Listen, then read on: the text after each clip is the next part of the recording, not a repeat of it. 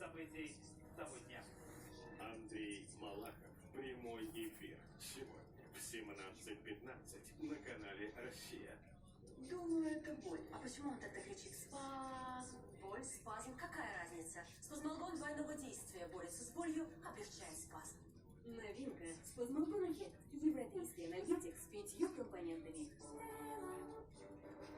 Долгая и полноценная жизнь питомца зависит от его питания. Специалисты Пурина разработали корм Фрискис на основе качественных ингредиентов, в том числе витамина А и турнира.